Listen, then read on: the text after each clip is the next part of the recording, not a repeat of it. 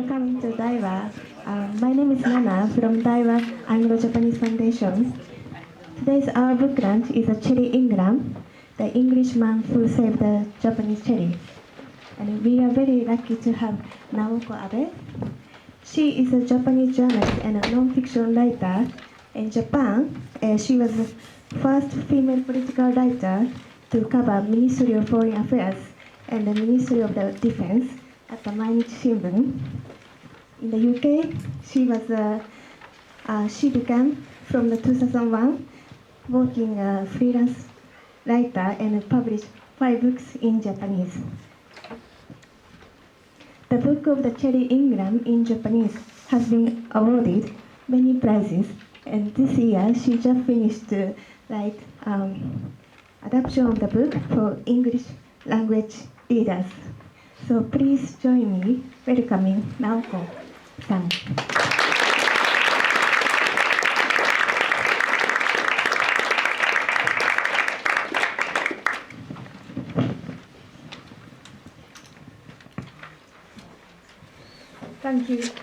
Thank you all for coming tonight, and thank you for Daiwa Foundation for setting up this event. My name is Naoko Abe, and I'm a London-based journalist and non-fiction writer. I come from Japan, the home of cherry blossoms, and my first book in English was just published yesterday. Is this okay? Yeah? I'd like to begin with a question. How many of you actually have a cherry tree in your garden? And do you know which variety do you have? Which one? Quite a lot of different cherries. I couldn't tell you all now. Prunus patters, avium. Prunus patters water eye. Yeah. I had a Prunus avium. Yeah. Thank you. What you probably don't realize is that your cherry trees all come from one place. Their grandparents or great-grandparents all came from one garden in Kent. So it's quite remarkable to consider that many of the trees that you have in your garden are all relatives.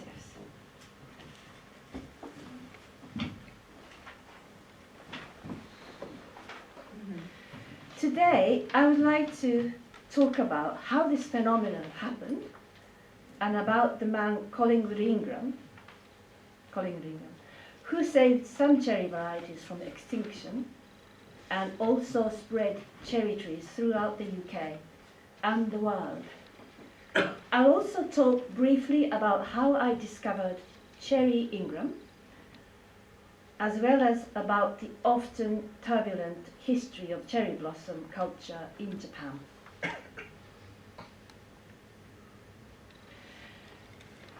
As you probably know, we Japanese are crazy about cherry blossoms. Cherries have been deeply embedded in our national psyche for 2,000 years.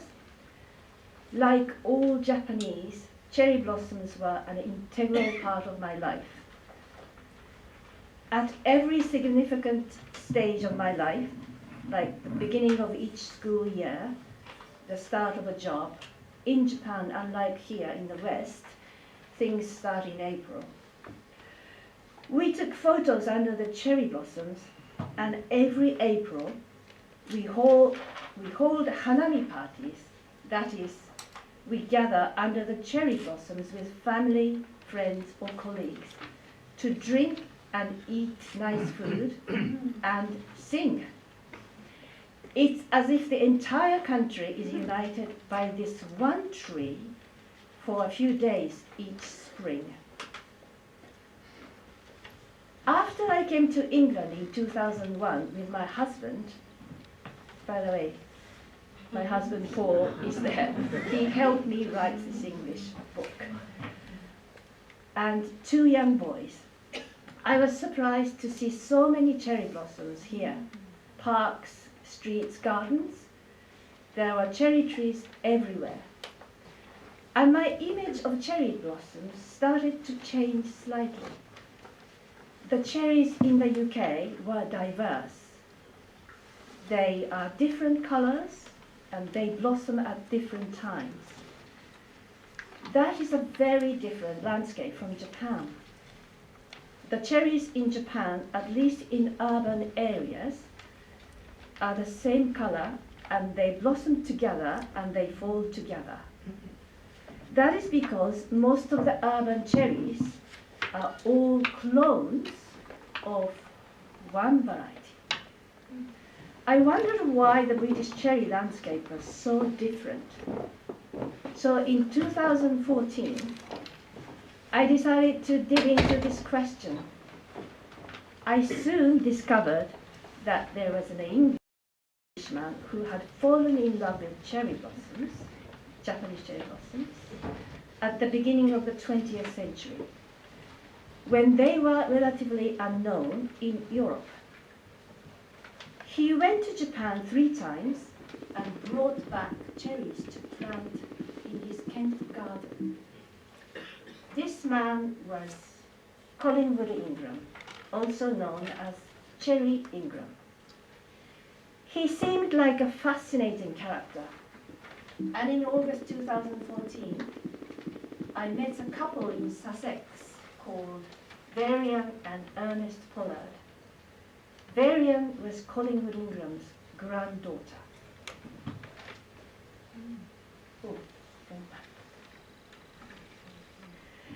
At their home, the Pollards had a treasure trove. It was a collection of Ingram's diaries from his trips to Japan, plus photos, drawings, etc. These are his drawings. And very kindly, the Pollards lent me of these treasures. Reading Ingram's diaries, I learned that Collingwood had met an incredible number of movers and shakers on his visit to Japan in 1926. Not only cherry experts, but also members of the imperial family, business leaders, and top government officials.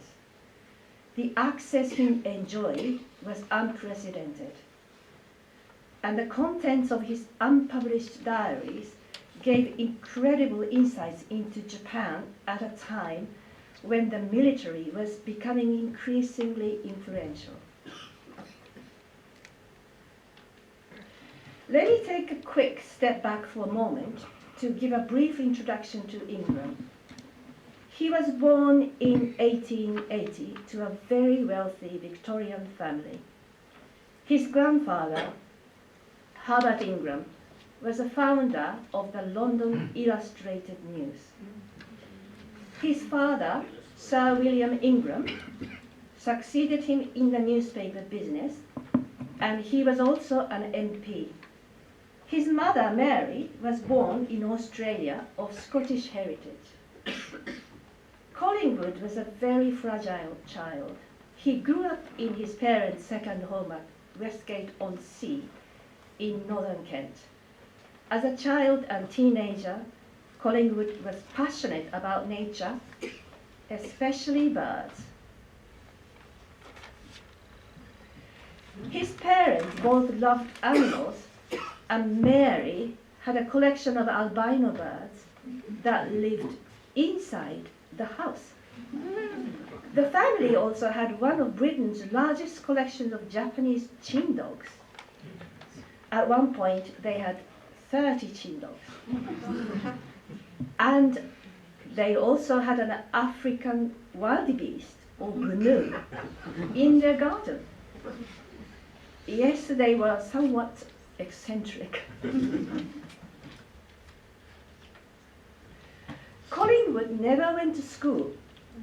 He had tutors at home, but his true teacher was nature. By the age of 11, he could distinguish many different birds just by listening to their voices. This was when he was 16.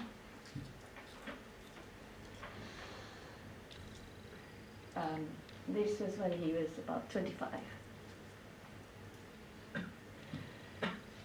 had two older brothers who were all influenced by Japonism, the late 19th century craze for Japanese art and design. Indirectly, that led to his first trip to Japan in 1902 at the age of 21. Ingram immediately fell in love with the Japanese countryside and returned to Japan in 1907 with his bride, Florence, for honeymoon. This is Florence, his bride. He wrote in his diary in 1902, quote, "I have never seen man and nature in such close accord, or a land of such artistic taste. My visit to Japan has been so enchanting. A brief fortnight has left me with more memory pictures than months of travel elsewhere." End quote. As Ingram was leaving Japan, he saw snow-capped Mount Fuji rising in the distance and was filled with poetic emotions. This is what he wrote in his diary. Very poetic. Could I ask how many of you have been to Japan? Wow. Most of you. Thank you. Let's fast forward quickly to 1916, when Ingram was sent to northern France as a compass adjuster for aeroplanes during the First World War. The inhumane events that Ingram witnessed there completely changed his views on life. When he returned to England at the end of the war, Ingram wanted a new start. By then he had 4 children. He was independently wealthy. He didn't have a career. At the age of 39, he was having somewhat of a midlife crisis. In 1919, he bought a big house in Benenden, Kent, and started to plant the garden of his dreams. In the front of the house, which was called the Grange, there was a huge cherry tree, which was a rarity back then. This tree ignited his new passion and marked the beginning of his love affair with cherry blossoms. It was a variety that he later named Hokusai, after the Japanese artist and printmaker. Ingram decided to become a cherry expert and to collect as many varieties as possible. He bought some in England, some from the US nurseries, and imported a lot from Japan. Whenever he visited anybody who had a cherry tree in their garden, he asked for a cutting. Soon, he had more cherries than anybody else in Britain, and by 1925, just in 6 years, he was a cherry tree specialist. That year, he met a Japanese duke in London who arranged a trip to Japan for him in the spring, in 1926, when the blossoms were at their peak. Ingram had high hopes for this visit. This was a plan that he drew for the cherry tree. He wrote down all the cherry varieties to plant along the main drive of the Grange. But as soon as he arrived in Japan, he was deeply disappointed. He wrote in his diary, quote, "The old Oriental towns have been wiped out, and upon their sites are being reared ultra-occidental buildings of great size and hideousness." End quote. Tokyo and Yokohama were still recovering from a massive earthquake in 1923. Ingram hated the modern buildings the commercialization, and the disregard for nature. Above all, he hated the fact that most Japanese no longer cared for the cherry varieties that were part of Japanese culture for so long. Numerous varieties were dying out or were already extinct. So Ingram decided to save the cherries himself. Ingram traveled around Japan on horseback and foot and by car and ship, looking for blossoms that he didn't have in his garden. He found some in Kyoto, the ancient capital of Japan, in the gardens of temples and shrines. This is Kiyomizu Temple, taken by Ingram. He was a good photographer as well. He discovered a lot of varieties that he didn't have in his garden, including Imose and Taoyame, and he introduced them to England for the first time. This is a photo he took of Kogane Avenue in Tokyo, also taken by Ingram himself. An avenue of wild mountain cherries that had been planted in the 18th century by Shogun, 8th Shogun. After Tokyo, he went to the Mount Fuji area, where this photo was taken, Ingram on the left. In a village in the mountains, Ingram noticed a beautiful cherry with almost 100 petals in a private garden.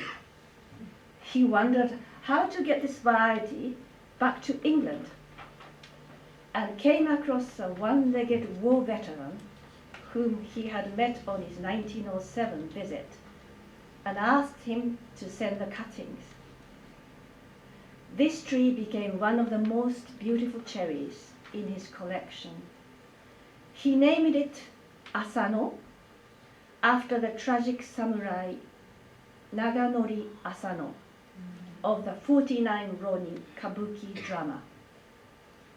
This photo shows the 30 Asano trees on Asano Avenue in Kew Gardens. Very beautiful. Ingram noted that there was a huge gulf between the beauty of the cherry trees and what was happening in Japan at that time. When he talked to the Japanese people, he discovered that most were focused on modernizing the country at the expense of virtually anything else. There was no appetite for preserving cherries apart from one symbolic variety called the Somei Yoshino, Prunus avium in English. This variety had developed at the end of the 19th century and had spread all over the country. It became a symbol of modern Japan, and it was planted en masse every time Japan won a war or when there was a significant national event. Eventually, this variety became synonymous with Japanese imperialism during World War II. It's important to note that the spread of the Somei Yoshino variety happened at the same time as other cherry varieties were forgotten and as a singularity of values prevailed in Japanese political scene. In other words, the spread of a single cherry variety coincided with the spread of totalitarianism. Whilst in Tokyo, Ingram was invited to give a speech at a meeting of the Cherry Association. This was a group of high-level business leaders, royalty, and top government officials. The association's goal was to preserve the Japanese cherries. But in reality, most members did little to achieve that goal. This slide shows the script of Ingram's speech written on Imperial Hotel letterhead where he was staying, which gave a stark warning to the Japanese people. He said, quote, "Your people produced an amazing number of varieties, but in recent years, not only has there been no attempt whatsoever made to improve these varieties, many of them are in serious danger of extinction. It is scarcely an exaggeration to say that in another 50 years, you would have permanently lost most of the varieties that have been evolved with such loving care by your ancestors."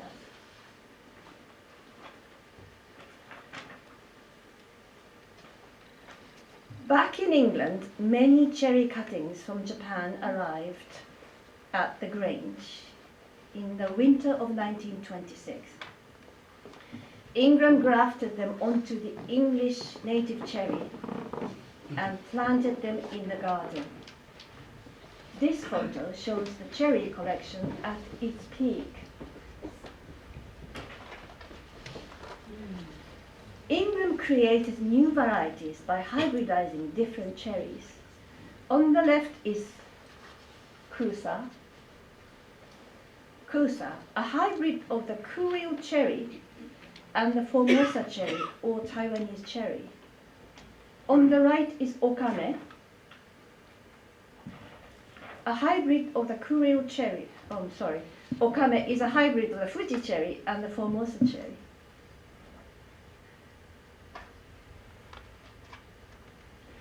This photo shows a hybrid that Ingram created between the Fuji cherry and the Oshima cherry. He called it Umineko, which means black-tailed gull. Ingram was the first person in the world to hybridize cherries. Even the Japanese didn't hybridize them until after the war. By the late 1920s, Ingram had over 120 varieties of cherry blossoms in his garden. It was the world's biggest collection, and he was a world authority on cherries. He wrote many articles for gardening magazines and for the Royal Horticultural Society's journals. One of Ingram's biggest achievements was to return a cultivar which had gone extinct in Japan. It was called Taihaku, which means the great white cherry. Great white.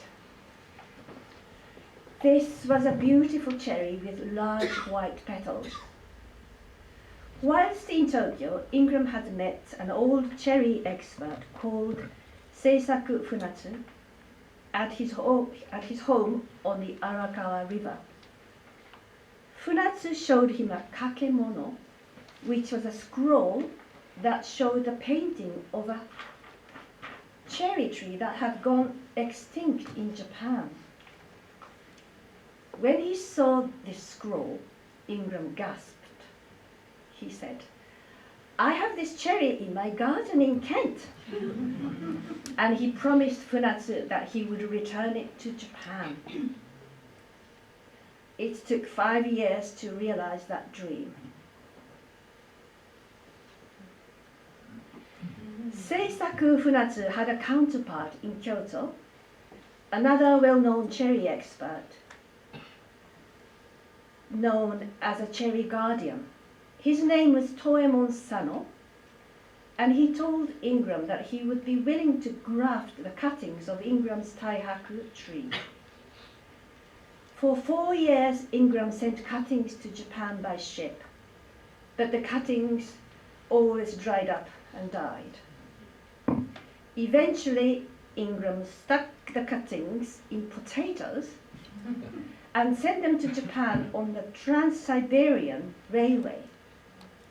That Taihaku finally arrived alive in 1932 and was successfully grafted by Toemon Sano.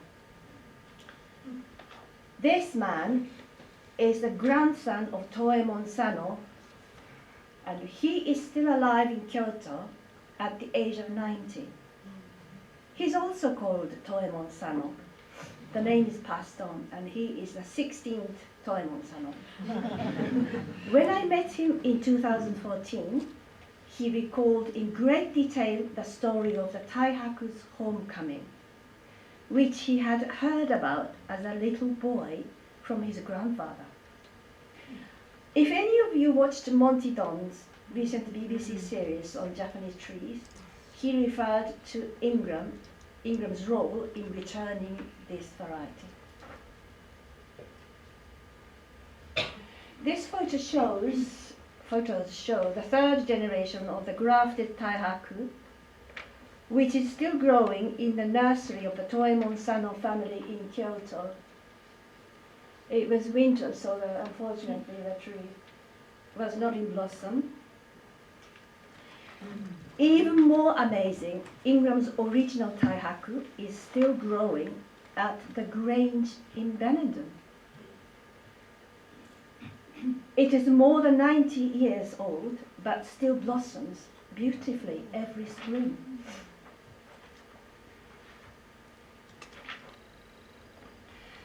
I'd like to turn my attention now to World War II and talk about how the image of cherry blossoms differed dramatically in Britain and Japan.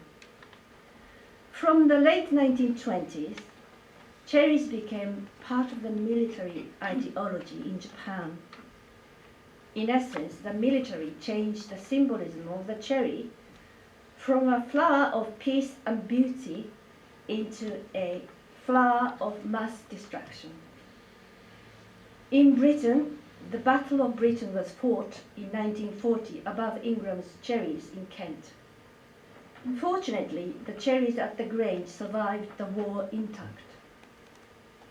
But it was another story in Japan, where cherries were cut down towards the end of the war for land to grow food and for fuel. Or the trees were burned during US bombing raids. In many cities, cherries almost totally disappeared.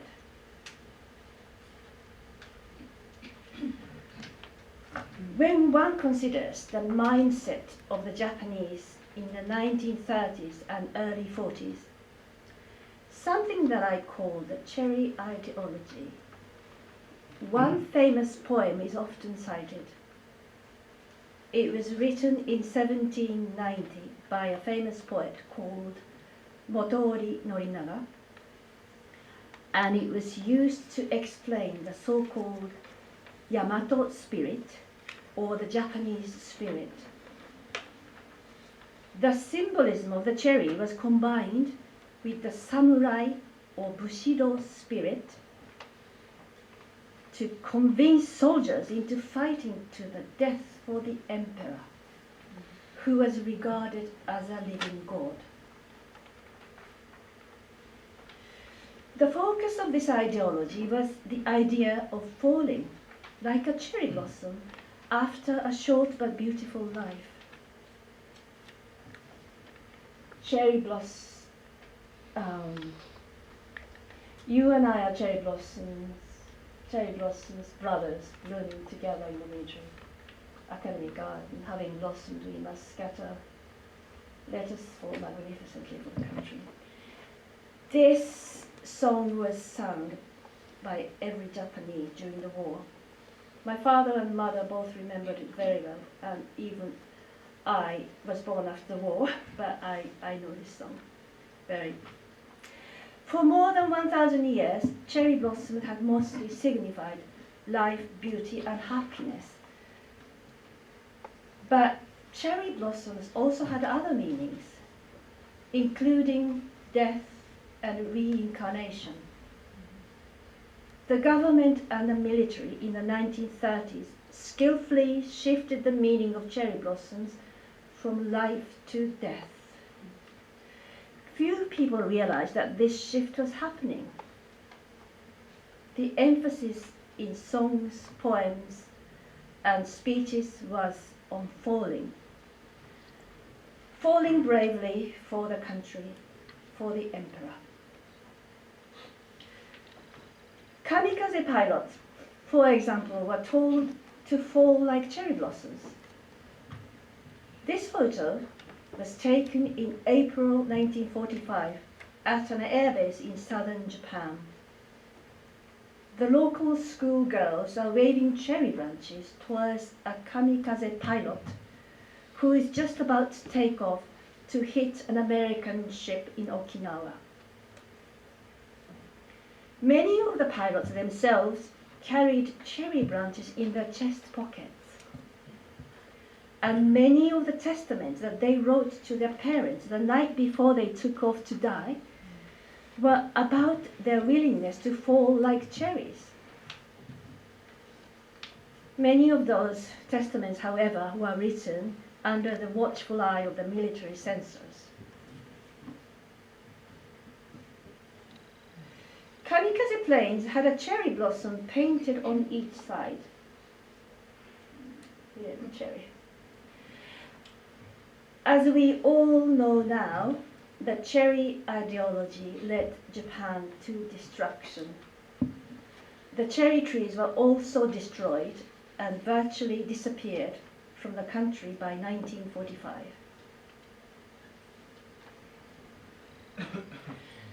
Back in Britain, Collingwood Ingram had played his part in the war effort as the head of the Benenden Home Guard. His unit was a little like Dad's army, and Ingram was Captain Mannering.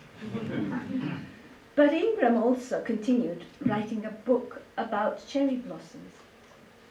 This was published in 1948, and it was called Ornamental Cherries. The book was the culmination of his work on cherries, and it immediately became the definitive English language guide to cherry blossoms.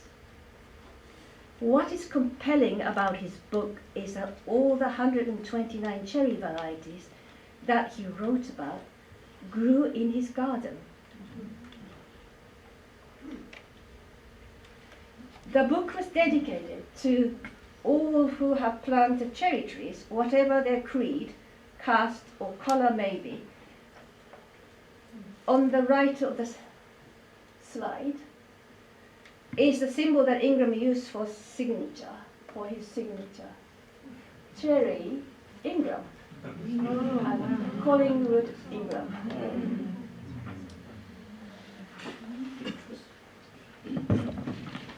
The publication of Ingram's book helped stir a cherry boom in the UK. Here are some examples of cherries that were planted after the book came out. As you can see, the UK cherries were really diverse.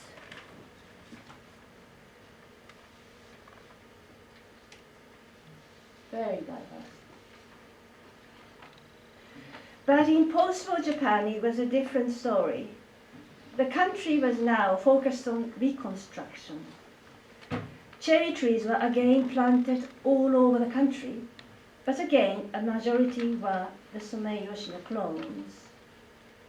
That's because they grew fast, they were easy to propagate, and they were inexpensive. Today, as many as 90% of urban cherries are this cultivar. To be sure, they are very pretty, but they're also monotone. As for other varieties, many of them were planted at research institutes, which the public didn't visit. Collingwood Ingram never returned to Japan. He was 67 when Ornamental Cherries was published. And the boom that followed the book's publication meant that cherries became firmly rooted in Britain. Ingram also achieved his goal of spreading cherries around the world. These are photos of Ingram in late 90s. Collingwood's wife, Florence, died in 1979 when Ingram was 99 years old. To help him get over this loss, Ingram bought a dog called Noddy, Noddy, which remained at his side until he passed away peacefully and quietly at the Grange in May 1981.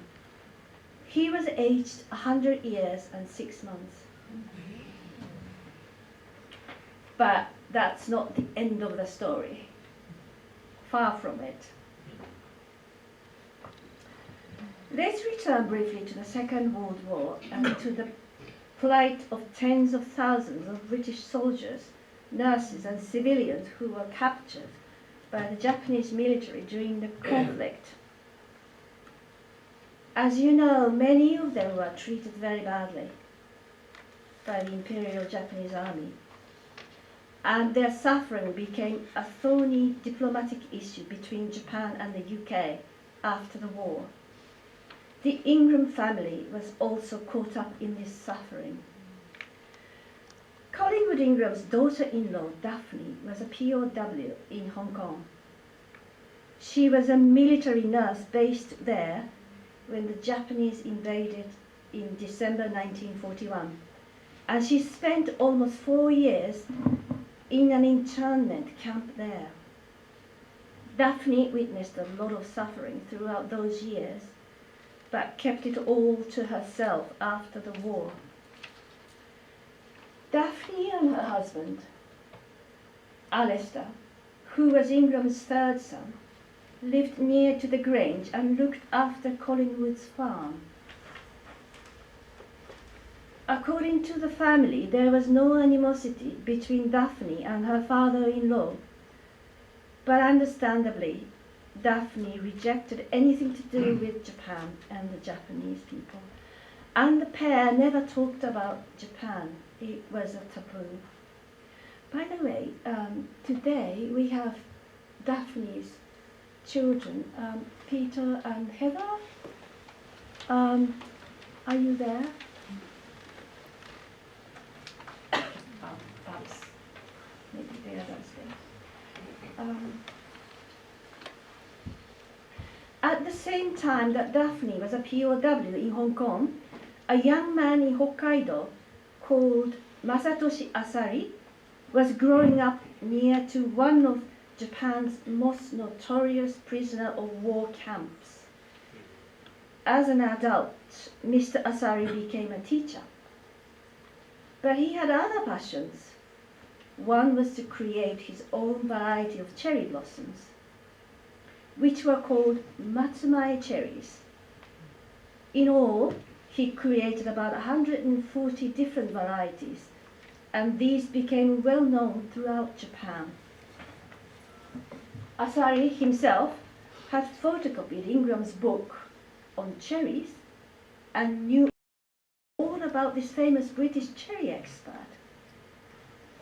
Mr. Asari's second passion was his interest in local history, and he was deeply troubled by everything he had heard about the POW camps in Hokkaido. He wanted to atone for Japan's atrocities. So Mr. Asari started researching the camps, traced the POW's lives, and published several booklets revealing the conditions there. In 1993, out of the blue, Mr. Asari was approached by the head of Windsor Great Park's gardens, asking to buy Asari's cherries. As a gift of atonement and reconciliation, Asari prepared 58 varieties and sent them to the park. This photo shows the letter that Mr. Asari wrote to the Windsor Great Park.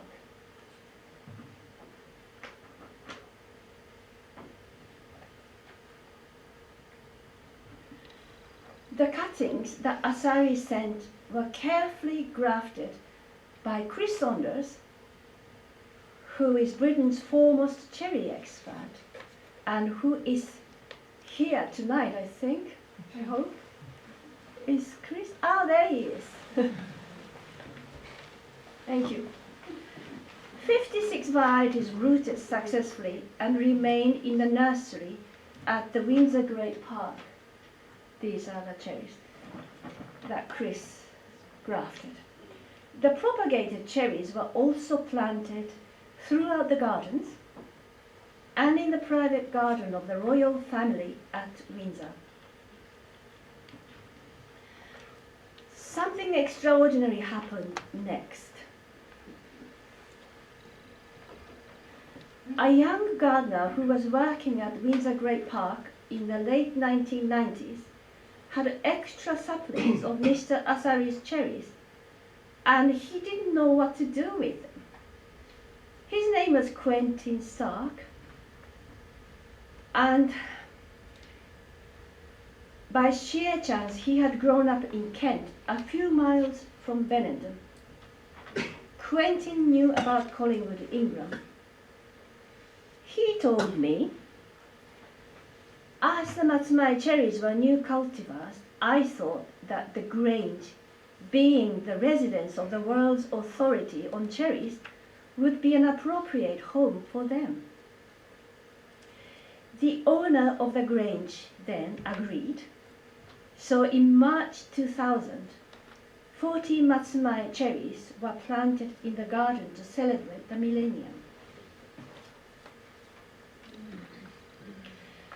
Mr. Asari's Matsumai cherries had no direct connection to the Ingram family, but I can't help but marvel at how these reconciliation cherries created in Hokkaido by a POW historian found their way to the Grange. Mr. Asari, who is now 88 years old, couldn't believe it either when I told him. He said it was destiny.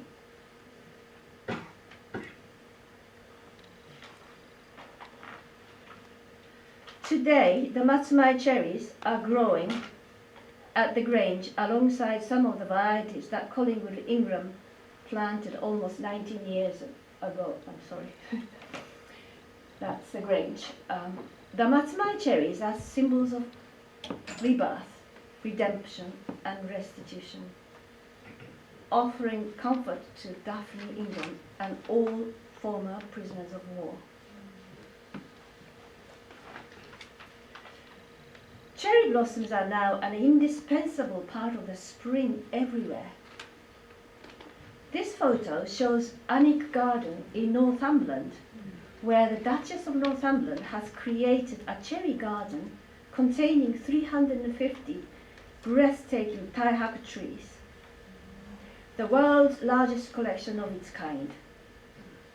Each tree is sponsored by a family who has lost a dear one, and each spring the Duchess brings the families together for reflection and remembrance.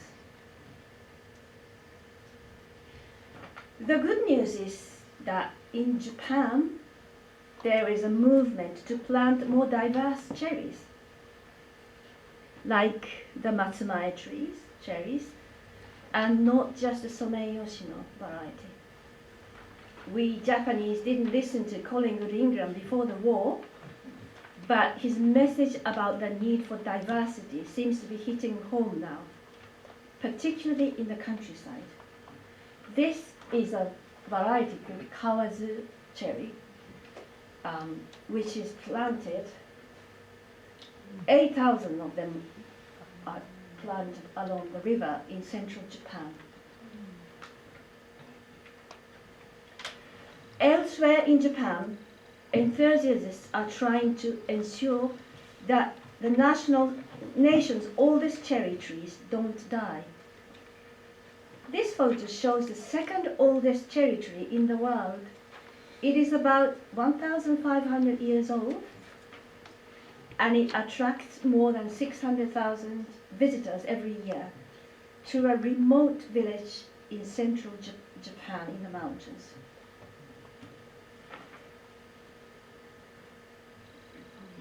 There are two other projects, one in Japan, the other in Britain, that I'd like to mention.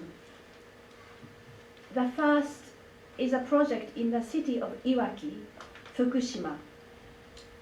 This seaside city was struck by a devastating earthquake and tsunami in 2008. Many people have left the area, but the local people have started a project to plant 99,000 wild cherry trees in remembrance of the people who died. A world-famous Chinese artist is involved in this project, and he says that if 99,000 cherries are planted, you will be able to see them from space. He calls this the Great Wall of Cherry Blossoms. The second mega cherry project is in Britain. It includes several sites in London, including the Royal Parks. Japanese residents in the UK will plant over 4,000 cherry trees at 80 different sites in the UK over the next 2 years. One of the sites where these cherry trees will be planted is, appropriately, the Grange, the old home of Collingwood Ingram. These days, the Grange is a private care home, but the managers are keen to preserve and commemorate Ingram's legacy. They plan to plant all of the cherry varieties that Ingram either named or propagated or created. Cherry Ingram, I am sure, will be extremely happy with this outcome and with the thought that tens of thousands of cherry trees all across Britain are the offspring of trees that he once tended so lovingly in his garden in Kent. For me, 4 years of research about cherry trees have brought another realization, that the cherry isn't just a tree. For centuries in Japan, the cherry has been a symbol. Apart from the 1930s and 40s, when the symbolism was perverted, the cherry blossom has been a flower of love and life, of reconciliation and remembrance. And increasingly, that's the way in which many British people view these blossoms. So when you return home from tonight's event, I hope you will look at your cherry tree in your garden and parks in a slightly different way, as symbols of hope, rebirth, beauty and joy. Thank you very much.